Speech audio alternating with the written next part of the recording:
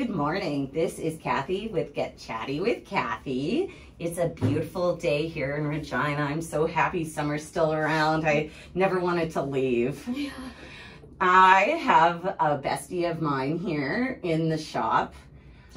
She is such a ray of sunshine, and I know I always talk up everybody that comes onto the show, Yeah, but you're awesome about that. But this is true. Elita is the type of person that brings this best energy in the room. And I thought, man, we should have you on the show so that people can just share a little, you can share your joy to the world. Wow. You are really never negative. You are super positive. She's shaking her head, but I mean it. I'm always like, rah, rah, rah, and you're like, oh, it's okay, and laugh and bring this lightness. So in any case, I just am really happy to have you today so that we can just chit chat. And she's a lady that was converted to Regina. She spent half her life in BC in Castlegar and hitting up the places around BC and sturgeon fishing and all these wonderful things that I get to hear about when you go home to visit. But she's converted, guys. She's staying here in the Queen City, and we're blessed when you moved here, whatever many years ago it was, I won't say. And since you've been here, you've always been a contributing member to the Regina community. And as I get older, I can see that that is so valuable, and not a lot of people's employers or just themselves take the time to do what you've done in your life here. So anyways, it's pretty cool. So I thought maybe we could just circle back. You moved to Regina for the love of your life, Ward. Yeah. You're living here, and you kind of just dug into Regina, hey? Yeah. We had met in Castlegar. How did that happen? So he went to work for the radio station there. Really? And I was working at the college there, and I was the first point of contact. So he was looking for directions. You're at the Welcome Center. Yeah. But it was the Students' Union. Okay. And it turned out that he needed to talk to me anyway. So then serendipity. We met, and I just thought, oh my goodness, he was wearing a suit and these ankle leather boots. Oh shoot. And I was just like, wow. Those dress boots. He looked so sharp. And I'm like, Castlegar is a smaller city. Still love the place. All good. It's just he was different. Yeah. And yeah. So you could tell he wasn't from there with his leather boots. Oh, I can't wait. Geez, you still have these boots? No. You know, if you know Ward, her husband, he does have a very unique sense of style. So you never know what you're going to get. Yeah. Although he's now just more t-shirts and jeans. But he's a big-hearted fella and loves to have fun. So he brought you back to Regina. Yeah, because we both had already lived on the West Coast, and and he's from here and has a lot of family here. So we thought, well, why don't we try? And it was a lot more affordable. So we were able to buy a home after several years. But yeah, I came here to go to school, so get my science degree, which didn't happen, and I ended up just working on campus, and it has been 22 years that I have worked there. Well, I worked with Elita for a few of those years, not the full 22, but when we were at the URI office, and I tell you, you made that ship run.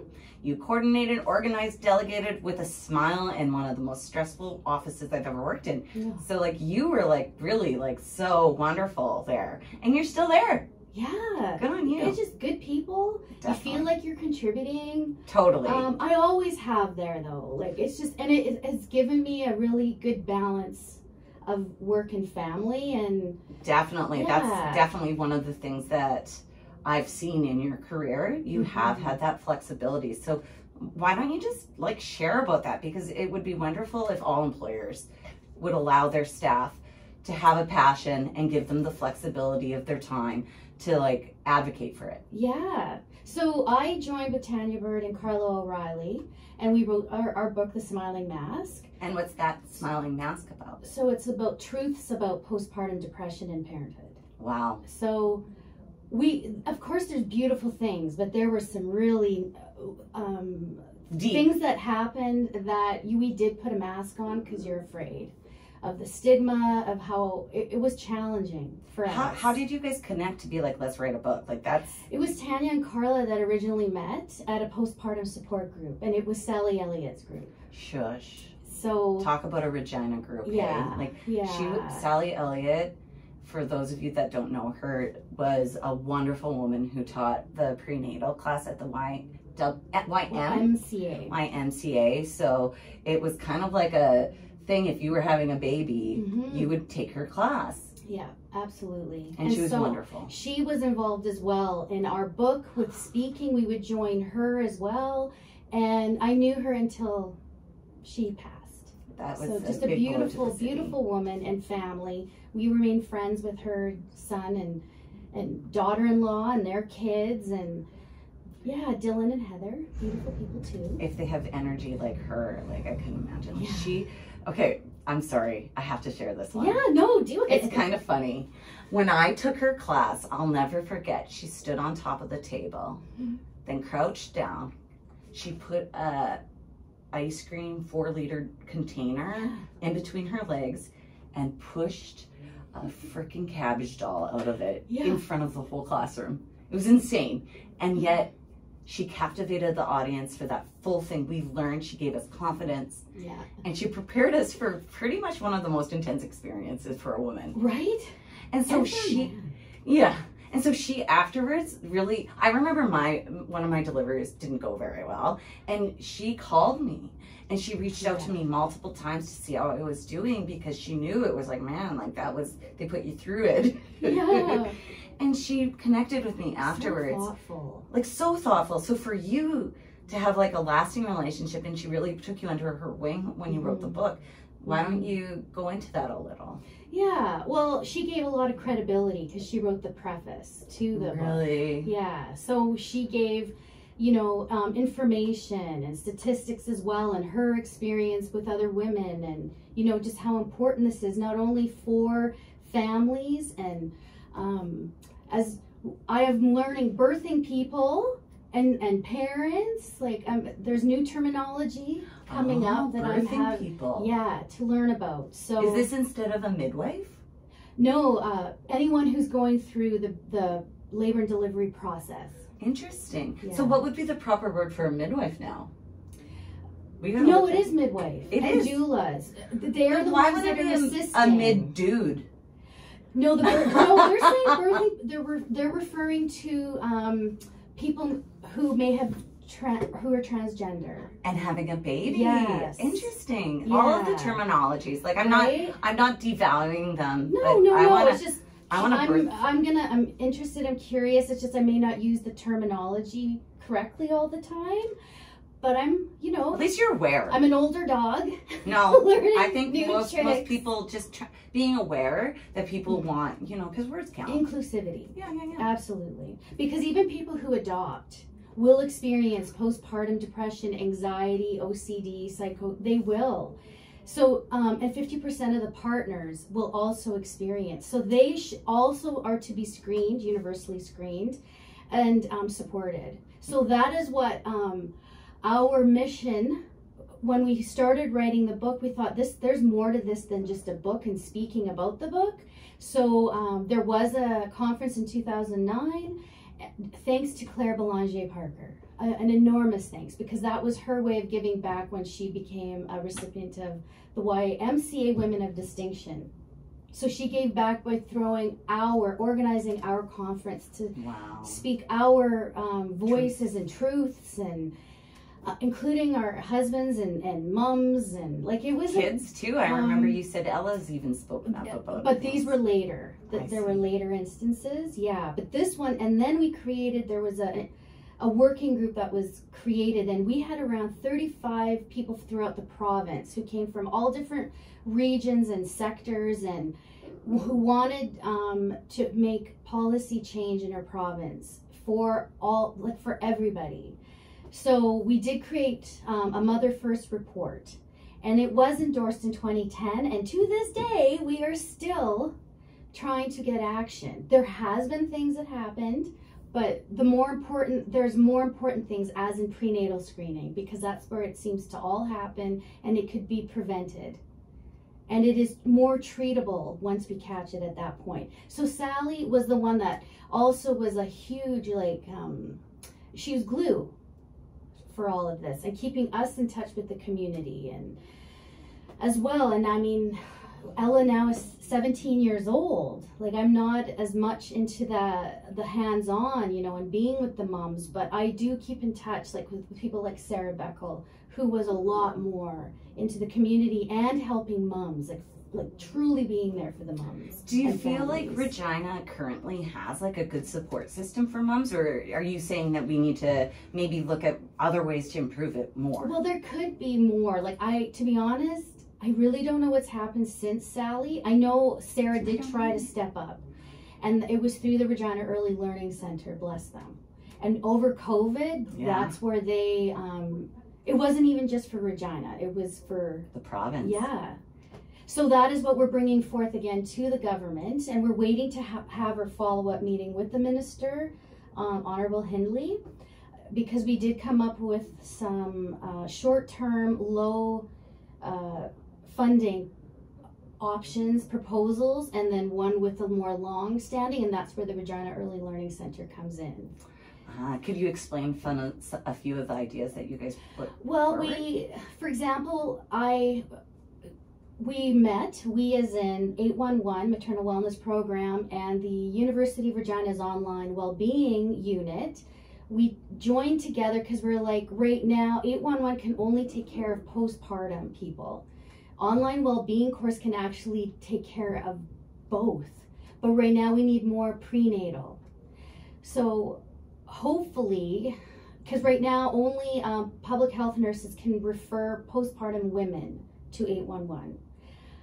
But if they do receive at this point in time, because what they're hoping is that next year where doctors and other people can tell a mom, this is where you can call to get more help, to get this help so that you feel supported and you feel heard, and that you and your family are feeling that you can do this. And you're not alone. Exactly.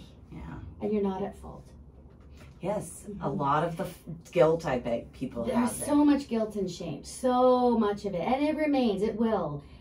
Yeah, there's such a really strong stigma attached. And it's crazy because it's chemical based, I'm sure. And then if you have, like, and when if you're low in different nutrients as well, sometimes all you need is those extra nutrients to help.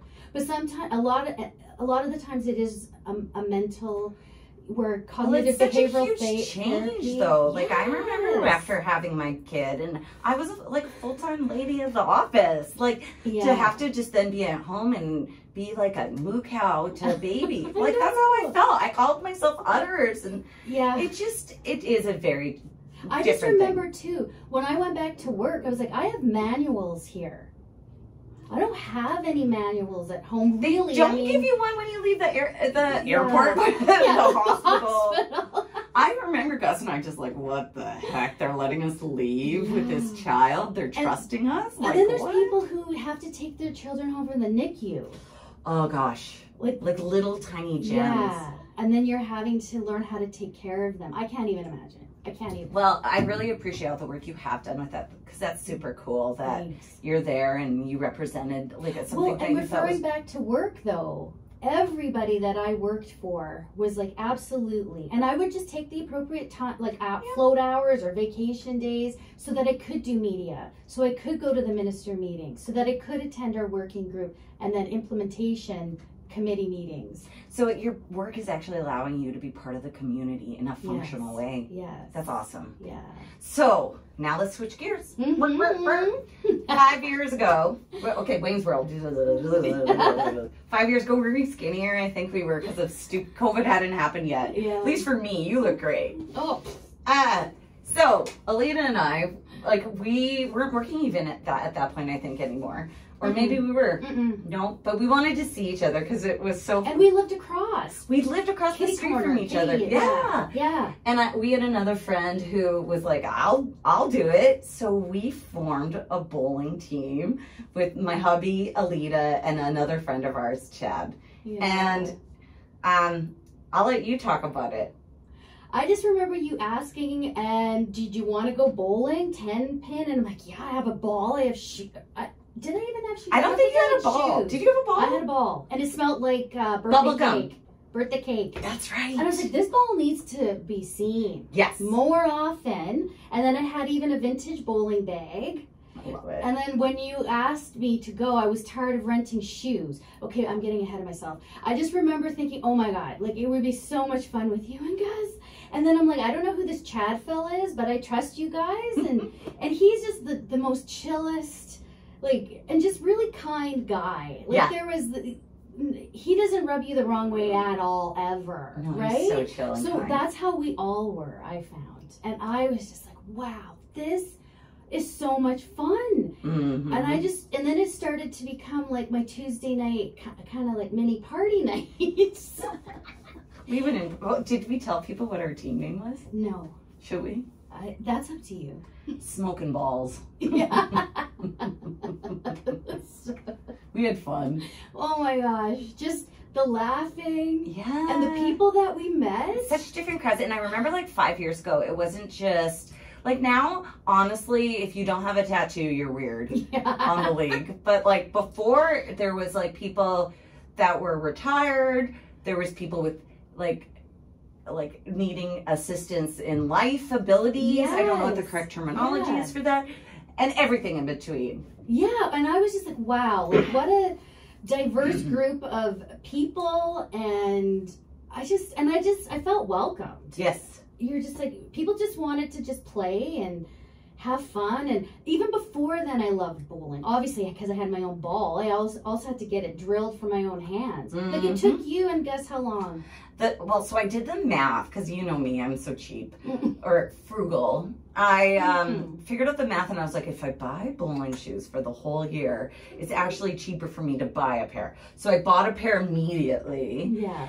But then I just used the league's like balls. Like I didn't buy a ball for a long time until I finally said, so okay. How long did that take you? 2 to 3 years? It took me a couple of years because I wasn't sure if I wanted to commit. And then we did, and then COVID hit, I think. But we still bowled. And we were pretty, I just remember our last thing before bowling was really cut off is we got a tour to go to the back. You know what? I have talked to Danny about that since then. And we're so lucky we did, because guess what they're doing this year? What? Getting rid of them all and replacing them with all string pins. It's all gone. Yeah. You mean, oh, that's right. Then you don't need that back end stuff. He said there was like 30,000 parts in each of those. So it's like running like a motor, huge motor for each lane. Yeah. So that would have been such an investment for them to change it. So yeah, bowling this year is going to be different because we can lane the strings. Yeah. Well, yeah. There's. Maybe we should explain that to people. Yeah, because there's ones with strings now, and then there's ones without the strings. That's kind of. And then there was like a which do you prefer? And then you're talking about that, and you're just like, sometimes the strings worked for you. Yeah. Right? In your favor, they'd hit one down. But then sometimes when it was wobbling, you would be like, that would have totally fallen over. But with the strings, it doesn't. I really want one of their originals, though, without the string. Like a pin. Yeah, and I would love them to sign. We got to ask. I want one too. One of those. Wow. Yeah. And I've kept all my balls. I've had to replace balls because they crack. Right. Well, that probably won't happen as much.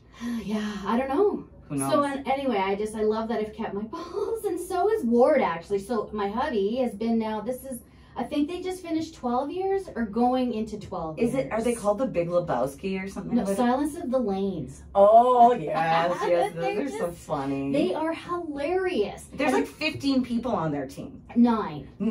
So that they don't all have to go every week. They can go every other week. It's nice to rotate it a bit. Sometimes it's been a while, right, that they've been at it.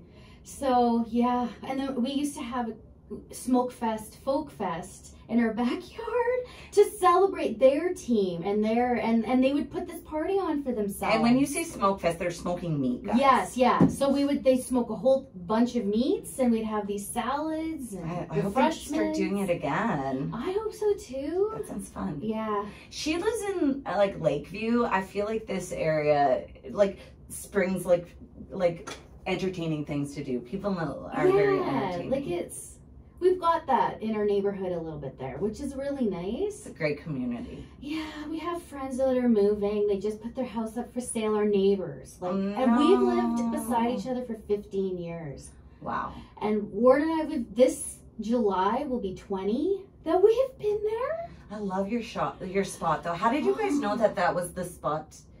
You know what?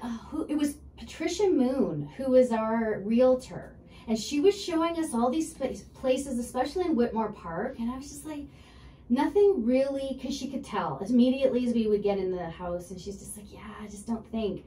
Then our house, which is this like purpley wine color. It's an old wartime. So cute. And it's getting repainted next week.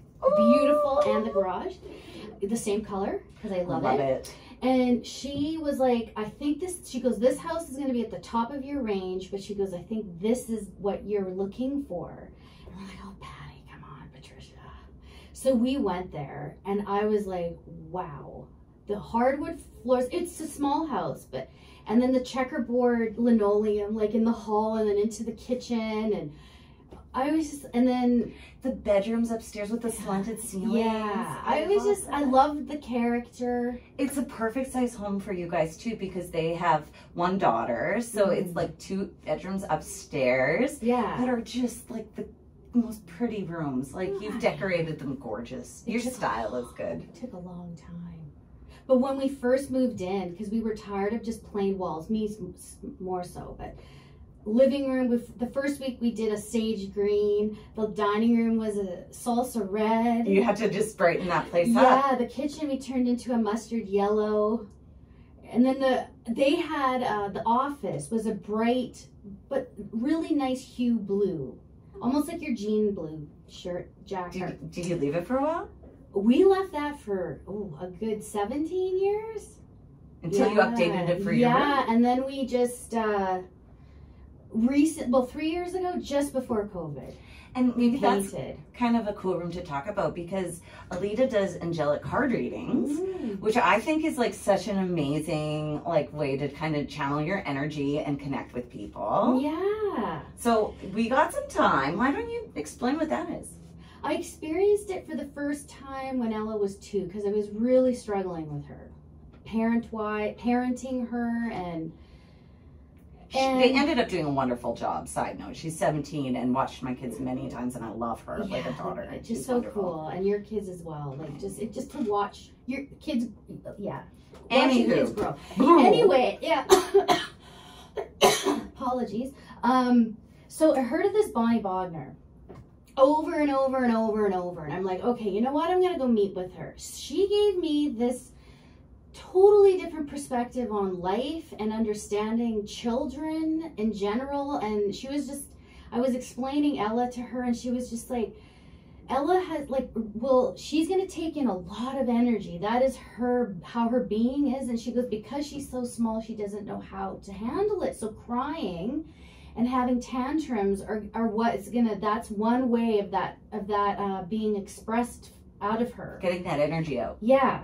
So, and she was just like, so if she were to look at a poster on a wall, you see maybe 5-7 colors, she's going to see 50.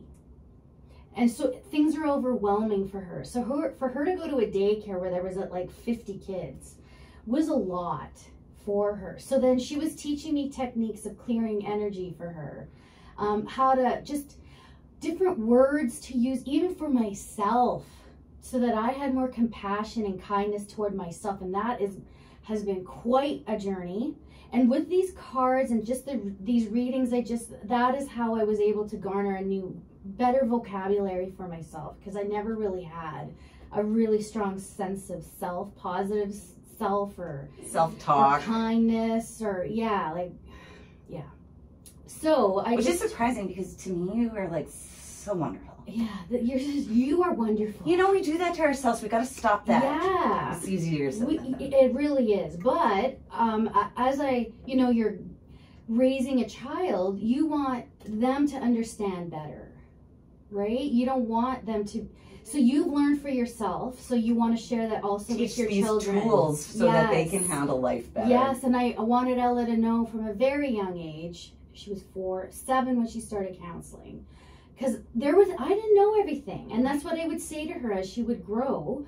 I'm like, I don't necessarily know everything. So we're going to try different professionals or people who know more.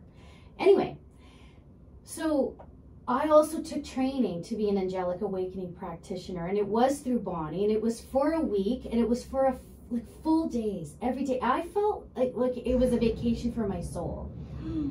So I took this training though, and I'm not especially religious, but I'm more of a cheerleader for people. This is more of like calm, quiet guidance for people and for myself. It's not always for other people, but yeah, I will welcome people. I have no clue who they are. And you know into my home, that room. When you do your readings in that room, and it's not a reading, you're right. It's more like just like a gentle acknowledgement of things that you could welcome into your life. Yeah, and a confirmation too that you know what you're doing for yourself, and it is working. And then it's like, but let's try some tweaking. Let's try this tweaking for yourself, and let's see what happens. And incremental change is definitely like the way to do it. It's not so aggressive in your life. Truly, right? And then it's about using it and just getting used to that. Yeah. So as you guys can see, Elita is definitely an interesting Regina person. We've gone through helping people with postpartum and prepartum depression. Anxiety. Yes, oh gosh, anxiety is evil. We've talked about bowling. Yeah. We've talked about angelic card reading and just in general, good energy, sharing it with our kids. So I think that you definitely are somebody that I'm so proud to have in the city, and to spend time with you is wonderful. And I'm sure that if you guys want to get to know Elita a bit better, you can always reach out to me and I can share with you her contact information, because she definitely is a beacon of good energy. So as are you, Kathy, and that's why I think we've become very dear friends. Love you to bits. Yeah, love you too. Thank you all for listening today, and we'll see you next week. Bye now. Oh my God, you're so good. I don't know what I'm going to talk about beforehand. I just let it roll. That's what I love. And it was organic. Yeah. And how you're like, okay, now speaking of that room, what? You brought it all together. I don't know how that happens. Angel bumps, whatever bumps. I don't know how it happens. Just keep trusting like that. So Elita is July 12th. Fun. Do you want me to get this? Please.